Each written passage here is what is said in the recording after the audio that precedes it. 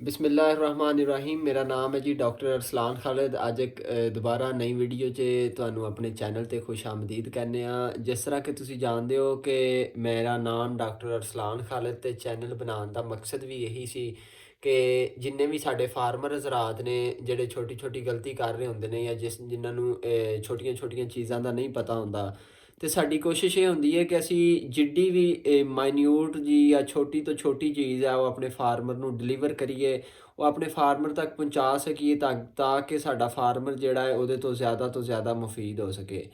ਤੇ ਪਿਆਰੇ ਫਾਰਮਰ ਦੋਸਤੋ ਨੂੰ ਸਬਸਕ੍ਰਾਈਬ ਕਰ ਦਿਓ ਤੇ ਵੀਡੀਓ ਨੂੰ ਸ਼ੇਅਰ ਕਰਿਆ ਕਰੋ।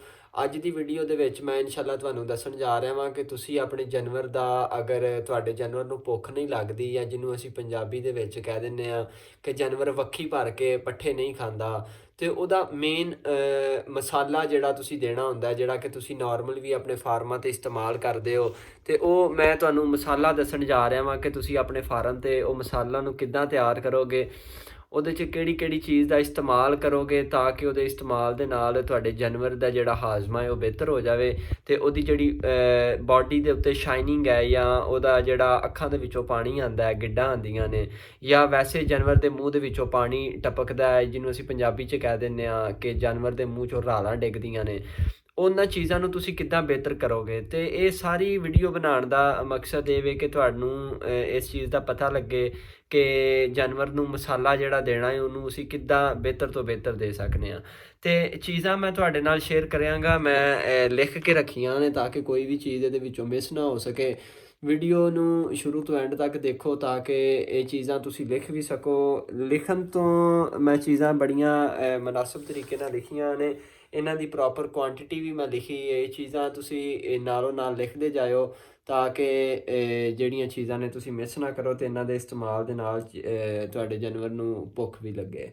ਸਭ ਤੋਂ ਪਹਿਲਾਂ ਇੱਕ ਚੀਜ਼ ਤੁਸੀਂ ਲੈਣੀ ਹੈ ਸਫੇਦ ਨਮਕ, ਜਿਹੜਾ ਕਿ ਨਾਰਮਲੀ ਪੱਠਿਆਂ ਦੇ ਵਿੱਚ ਸਾਨੂੰ ਇਸਤੇਮਾਲ ਕਰਨਾ ਪੈਂਦਾ, ਜਿਹੜਾ ਵੰਡੇ ਦੇ ਵਿੱਚ ਸਾਨੂੰ ਇਸਤੇਮਾਲ ਕਰਨਾ ਪੈਂਦਾ, ਜਾਂ ਜਿਹੜਾ ਖੁਰਾਕ ਦੇ ਵਿੱਚ ਇੱਕ ਪੱਥਰ ਦੀ ਸ਼ਕਲ 'ਚ ਇੱਕ ਨਾਰਮਲੀ ਅਸੀਂ ਜਾਨਵਰ ਦੀ ਖੁਰਲੀ ਦੇ ਵਿੱਚ ਨਮਕ ਰੱਖੀ ਗਾ ਅਤੇ ਉਹਨੂੰ ਇਸਤੇਮਾਲ ਉਹ ਤੁਹਾਨੂੰ ਕਰਨਾ ਹੀ ਪੈਂਦਾ। ਅਤੇ ਸਫੇਦ ਨਮਕ ਦਾ ਤੁਸੀਂ ਇਸਤੇਮਾਲ ਕਰਨਾ ਹੈ, ਨਾਲ ਤੁਸੀਂ ਸੁੰਡ ਦਾ ਇਸਤੇਮਾਲ ਕਰਨਾ ਹੈ।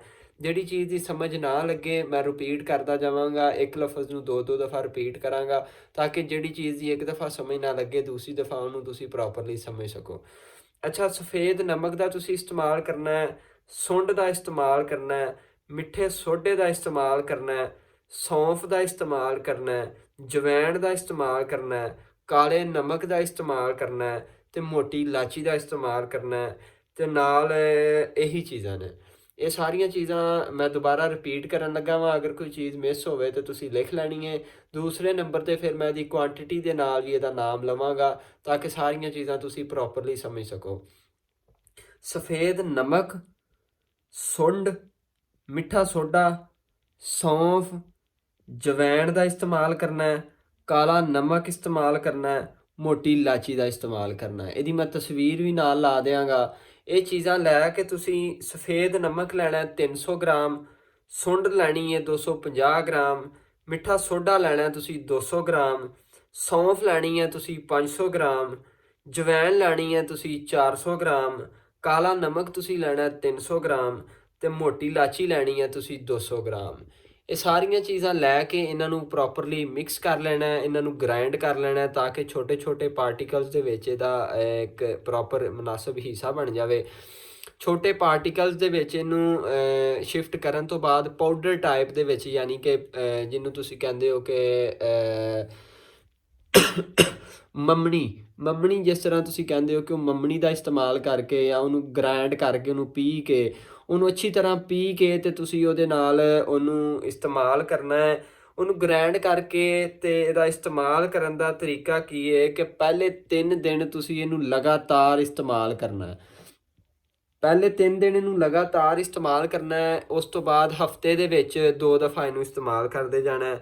ਇਹਦੀ ਡੋਜ਼ ਰੇਟ ਜਿਹੜੀ ਹੈ ਉਹ ਮੈਂ ਤੁਹਾਡੇ ਨਾਲ ਡਿਸਕਸ ਕਰ ਦਿੰਦਾ ਵਾਂ ਕਿ ਜਿਹੜੀ ਭੇਡ ਤੇ ਬੱਕਰੀ ਹੈ, ਛੋਟਾ ਜਾਨਵਰ ਹੈ, ਉਹਨੂੰ 30 ਤੋਂ 40 ਗ੍ਰਾਮ ਦੇਣਾ ਹੈ, ਤੇ ਜਿਹੜਾ ਵੱਡਾ ਜਾਨਵਰ ਹੈ ਉਹਨੂੰ 200 ਤੋਂ 250 ਗ੍ਰਾਮ ਇਹਦਾ ਇਸਤੇਮਾਲ ਕਰਨਾ ਹੈ। ਇਨਸ਼ਾਅੱਲਾ ਇਹਦੇ ਇਸਤੇਮਾਲ ਕਰਨ ਦੇ ਨਾਲ ਤੁਹਾਡੇ ਜਾਨਵਰ ਦੀ ਖੁਰਾਕ ਦੇ ਜਿਹੜੇ ਹਾਜ਼ਮਾ ਹੈ ਉਹ ਵੀ ਬਿਹਤਰ ਹੋ ਜਾਏਗਾ, ਤੇ ਜਾਨਵਰ ਦੀ ਜਿਹੜੀ ਖੁਰਾਕ ਦਾ ਇਸਤੇਮਾਲ ਕਰਨਾ ਹੈ, ਜਿਹੜੀ ਜਾਨਵਰ ਘੱਟ ਪੱਠੇ ਖਾਂਦਾ ਇਨਸ਼ਾਅੱਲਾ ਉਹ ਵੀ ਪ੍ਰੋਪਰਲੀ ਇਸਤੇਮਾਲ ਕਰਨ ਲੱਗ ਪਏਗਾ ਪੱਠਿਆਂ ਨੂੰ। ਉਮੀਦ ਹੈ ਕਿ ਤੁਹਾਨੂੰ ਅੱਜ ਦੀ ਵੀਡੀਓ ਅੱਛੀ ਲੱਗੀ ਹੋਏਗੀ। ਚੈਨਲ ਨੂੰ ਲਾਈਕ, ਸ਼ੇਅਰ ਤੇ ਸਬਸਕ੍ਰਾਈਬ ਕਰੋ ਤਾਂ ਕਿ ਹਰ ਨਈ ਆਉਣ ਵਾਲੀ ਵੀਡੀਓ ਤੁਹਾਡੇ ਤੱਕ ਪ੍ਰੋਪਰਲੀ ਪਹੁੰਚਦੀ ਰਹੇ। ਅਸਲਾਮ ਅਲੈਕੁਮ।